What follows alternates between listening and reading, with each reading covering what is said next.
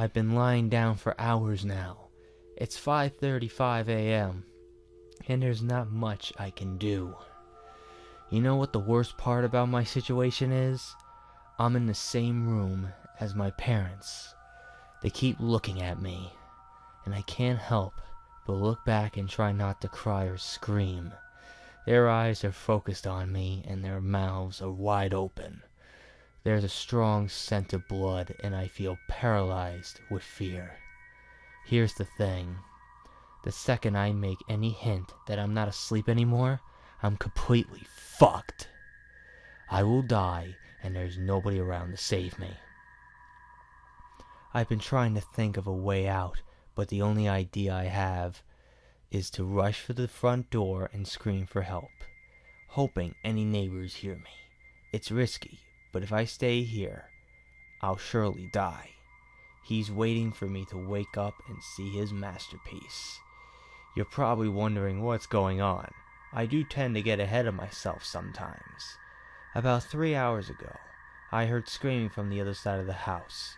I got up and went to check on the noise before realizing I had to use the restroom.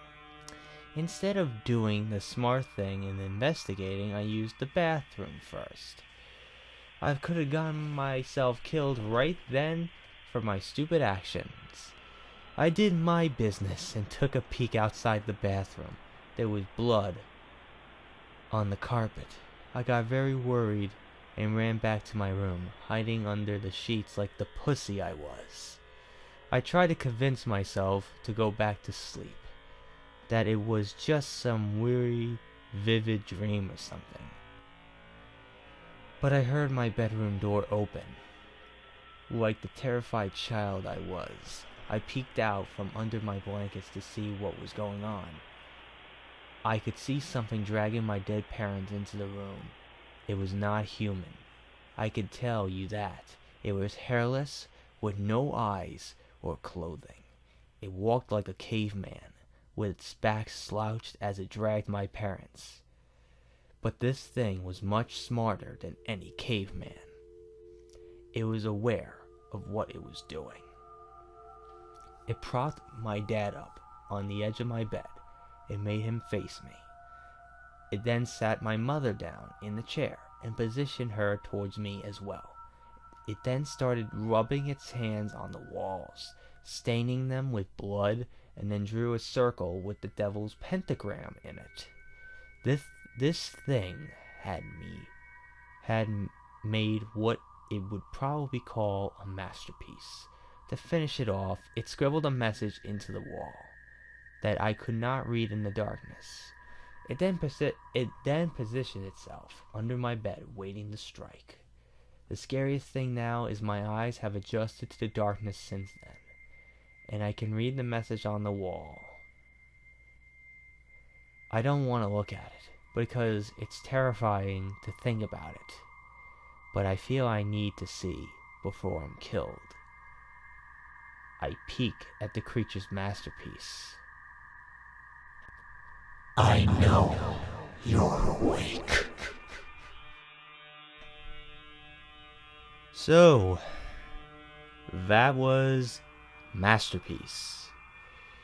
Now, it's a really interesting creepypasta if I have to say so myself. The reason why I find this one pretty interesting is because if you do not know, if you're not a fan of Jacksepticeye read this creepypasta, and this led to his fans creating the Antisepticeye character in some degree. I don't know all the full details, but I'm pretty sure I see a lot of like anti stuff like pointing towards this when he read this story, and to be honest, I think it's pretty good. It's short and sweet, doesn't have to drag. It's a very, very short story. It's probably one of the shortest creepypastas I've ever read, but I wanted to really read this one to, I guess, in a way, reboot the creepypasta series that I do. In a way to introduce us back into the creepypastas again, because, look, it's just that I've been consistently, here's the thing. let me just talk about like some of the things. I just see a lot of pentagram and satanic shit in this one, like this hairless caveman thing. Like the weirdest thing about this story is that this thing, hairless, kills the protagonist's parents and then drags their bodies into the kid's room and positions them in some weird position. Like, he slouched.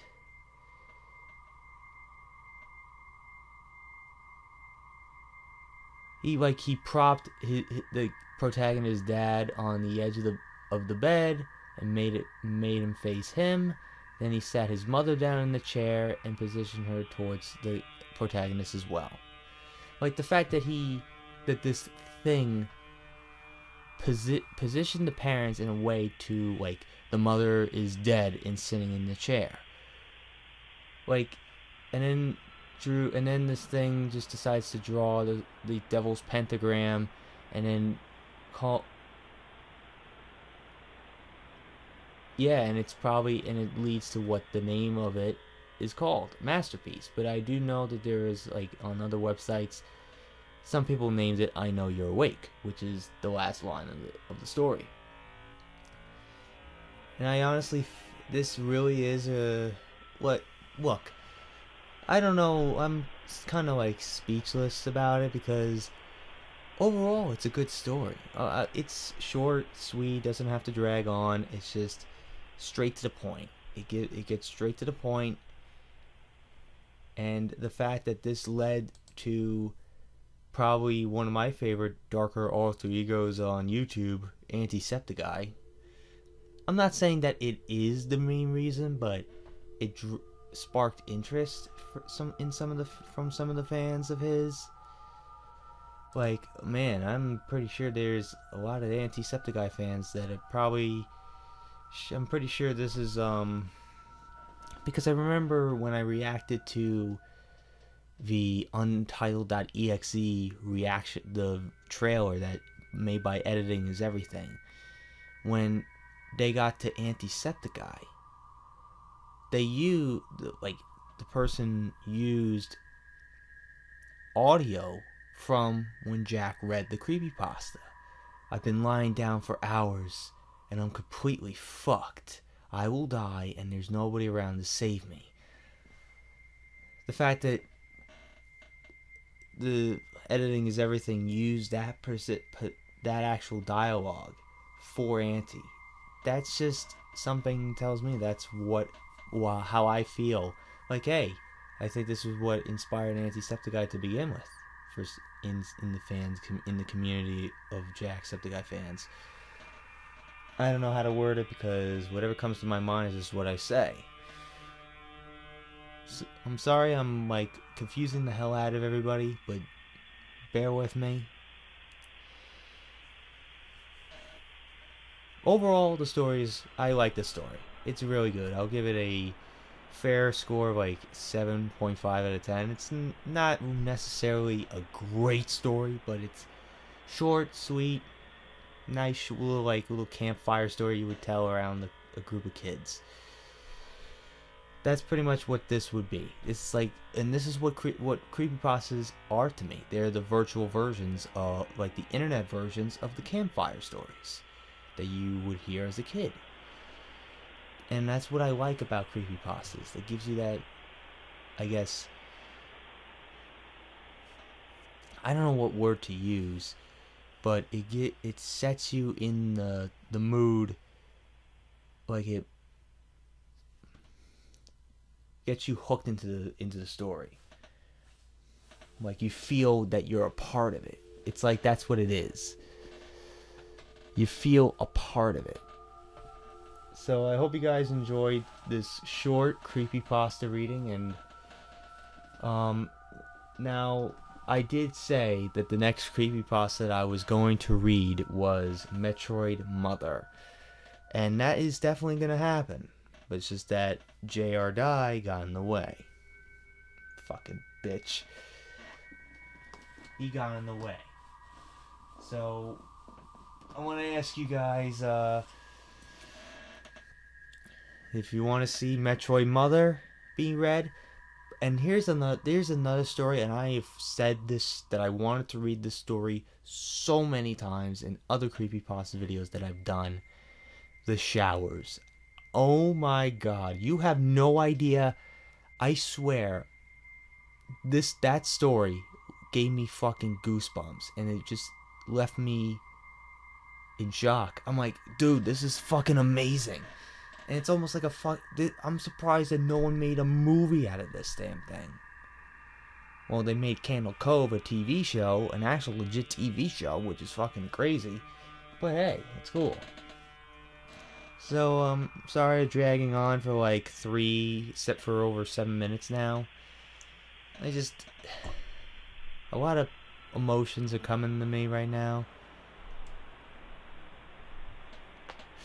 So I hope you guys enjoyed today's creepypasta reading. If you have any changes in the story to make it better, leave it in the comments down below.